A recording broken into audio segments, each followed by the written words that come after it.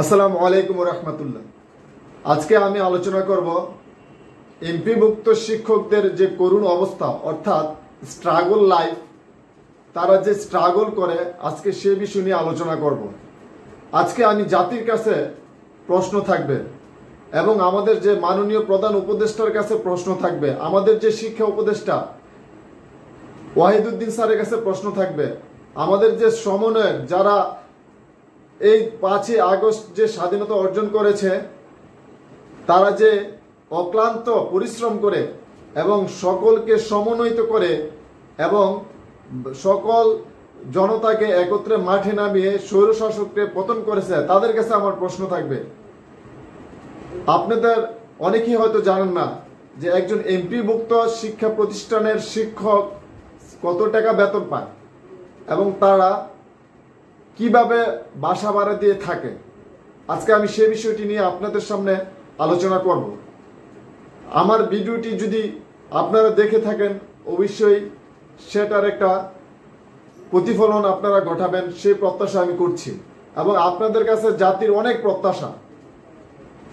আমাদের ডক্টর মোহাম্মদ ইউনূস স্যারের কাছে জাতির অনেক প্রত্যাশা, যদিও তিনি আস্তে আস্তে ধীরে ধীরে অনেক প্রত্যাশাই পূরণ করছেন এবং আমাদের সকলদের একই মত, যদি শিক্ষা ব্যবস্থা যদি উন্নত হয় তাহলে আমাদের জাতি উন্নত হবে, আমাদের সব কিছু উন্নতি হবে।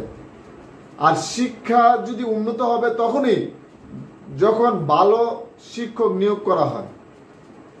এনটিআরসির মাধ্যমে যেহেতু গিয়েছে, আগে যখন কমিটি ছিল, কমিটির লোকজন টাকা খেয়ে 5 লাখ 10 লাখ টাকা খেয়ে অযোগ্য অদক্ষ টিচার নিয়োগ দিত।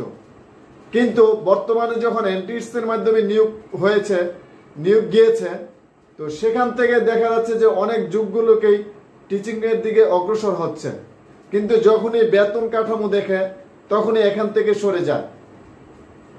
তাই আমি আপনাদের কাছে বলবো, একজন এমপিভুক্ত শিক্ষকের বিএড বেতন স্কেল ছাড়া, বিএড ছাড়া তার বেতন হয় 12,500 টাকা। যদি ঢাকা শহর চলতে হয় তার বাসা ভাড়া দিতে হয় 16,000, আর যদি কম করে হলেও 12,000 টাকা দিতে হয়। যদি ছোট রুম নিয়ে থাকে বা ছোট একটা ফ্ল্যাট নিয়ে থাকে, তাহলেও কমপক্ষে 12,000 টাকা তাকে দিতে হবে, 12-13,000 টাকার মতো। একটা লোক যদি বা একজন শিক্ষক যদি 12,500 টাকা বেতন পায়, তাহলে সে বাসা ভাড়াই দিবে না খাবে? এখন খাবে কি, সে বাসা ভাড়া দিবে কি? এটা আপনাদের কাছে আমার প্রশ্ন। একজন লোক বা একজন শিক্ষক 12,000 টাকা বেতন পেয়ে 12,000 কি খাবে না বাসা ভাড়া দিবে সে? এটা আপনাদের কাছে আমার প্রশ্ন। ঢাকা শহর চলতে হলে একজন শিক্ষক হোক বা একজন লোক হোক, তাকে কমপক্ষে 40,000 টাকা একটা মিনিমাম ইনকাম থাকতে হবে, তাহলেই ঢাকা শহর বাসা ভাড়া দিয়ে থাকতে হবে। আর যদি ফ্যামিলি বলতে বাবা মা যদি বাড়িতে থাকে, তাহলে তার তো একটা ছেলে হিসাবে, সন্তান হিসাবে দায়িত্ব ওই পিতামাতাকে দেখাশোনা করা, তাহলে তো ওখানেও টাকা পয়সা দিতে হয়। এবং আরেকটা আমার প্রশ্ন হলো, দেখেন, যখন আপনারা শিক্ষার মান উন্নয়ন করবেন, ভালো শিক্ষক প্রয়োজন। আর ভালো শিক্ষক আসবে তখনই যখন ভালো স্যালারি দেওয়া হবে। তাই আমি আপনাদের কাছে বিনীত অনুরোধ করব, আপনারা শিক্ষা ব্যবস্থাটাকে চেঞ্জ করবেন, সেটা বলেছেন। এবং সবচেয়ে যে গুরুত্বপূর্ণ বিষয়, একটা শিক্ষকের যেন মিনিমাম 40,000 টাকা বেতন হয়, সেদিকে লক্ষ্য রাখবেন। এবং গ্রামের স্কুল আর সিটি কর্পোরেশন অর্থাৎ ঢাকার ভিতরে স্কুলগুলোর মধ্যে একটু ডিফারেন্স আপনারা এটা করতে পারেন। যেমন ঢাকা শহরে যারা স্কুলে এনটিআরসির মাধ্যমে সুপারিশপ্রাপ্ত হয় এবং চাকরিতে জয়েন দেয়, তাদের যে বাসা ভাড়ার স্কেলটা একটু বাড়াইতে হবে। যেমন 50% যদি বাসা ভাড়া করেন, গ্রামের মধ্যে 30% করলেও হবে, অথবা 20% করলেও হবে। কেন হবে?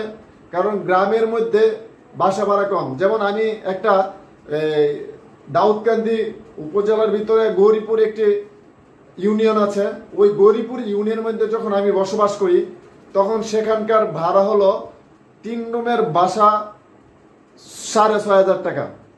আর আমি ওই বাসাটাই যখন আমি ঢাকা শহর রায়ের বাজার আমি যখন জয়েন দিয়েছি, এখানে বাসা খুঁজতে গিয়েছি, ওই বাসা ভাড়ার দাম হয় 20,000 টাকা।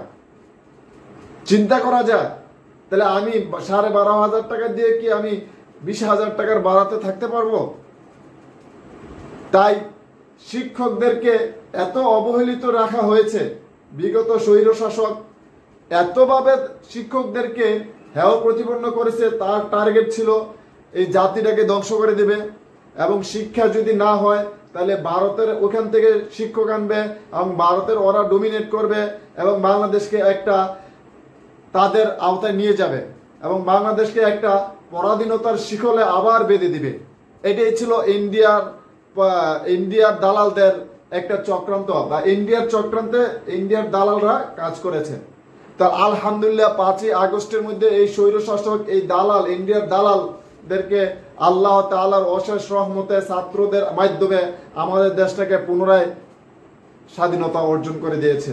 এটা আল্লাহর কাছে আমরা শুকরিয়া আদায় করে শেষ করতে পারবো না, এবং আল্লাহ আমাদেরকে নিজ হাতে এই স্বৈরশাসক থেকে মুক্ত করেছে, এটা আমরা মনে করি, বিশ্বাস করি।